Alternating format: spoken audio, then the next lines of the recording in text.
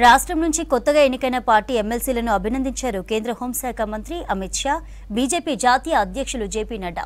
కేంద్ర పథకాలను 10 ఏళ్లలో మోదీ సర్కార్ చేసిన అభివృద్ధిని ప్రజల్లోకి తీసుకువెళ్లాలని సూచించారు. రాష్ట్రంలో పార్టీని అధికారంలోకి తీసుకురావడానికి కృషి చేయాలని ఇద్దరు నేతలను తమను ఆదేశించారన్నారు బీజేపీ నేతలు.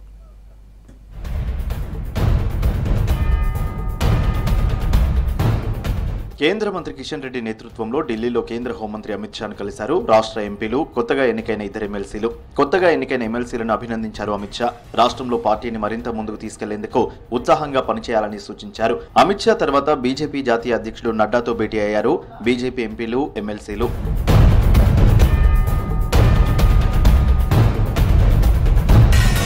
కాంగ్రెస్ సర్కార్ ఎన్నికల హామీలను అమలు చేయడం లేదని నడ్డా, అమిత్ షాకు వివరించామన్నారు బీజేపీ ఎమ్మెల్సీలు అంజిరెడ్డి, మల్క కొమరయ్య. టీచర్లు, గ్రాడ్యుయేట్లతో పాటు రాష్ట్రంలోని అన్ని వర్గాలు రేవంత్ పాలనపై అసంతృప్తితో ఉన్నారని చెప్పామన్నారు.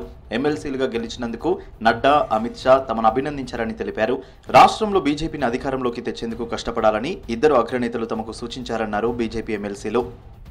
ఎందుకంటే భారతీయ జనతా పార్టీ మీద నమ్మకం పెట్టుకొని ఈరోజు మా ఇద్దరు ఎమ్మెల్సీని గెలిపించినందుకు వాళ్ళకి ధన్యవాదాలు తెలియజేస్తాను.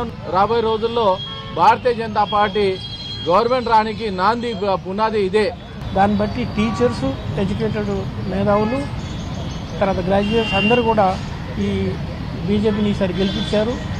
ఇదే కంటిన్యూ చేసి మన అందరము మా పార్టీ తరఫున మేము దీన్ని కంటిన్యూగా లోవర్ క్యాడర్ వరకు, డిస్ట్రిక్ట్ లెవెల్ వరకు కూడా ప్రతి ఒక్క పౌరుడికి ఎక్స్ప్లెయిన్ చేస్తే నెక్స్ట్ బీజేపీ గవర్నమెంట్ రాబోతుంది.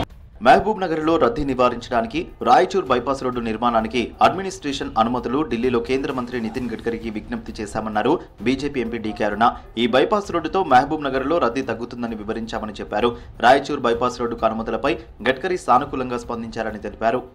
167 నేషనల్ హైవే రాయచూరు పోయేటటువంటి నేషనల్ హైవే జడ్చర్ల నుంచి ఆ హైవే మొత్తం ఊర్లోంచి పోతుండడం వల్ల దానివల్ల చాలా ఇబ్బందులు ఎదుర్కొంటున్నారు మహబూబ్నగర్ టౌన్ ప్రజలు. అనేక యాక్సిడెంట్లు అవుతున్నాయి.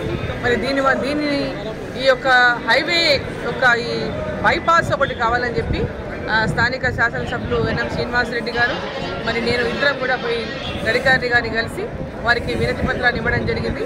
వారు వెంబడే దానికి ఆమోదం తెలిపినా తప్పకుండా చేయిస్తానటువంటి మాట ఇచ్చారు.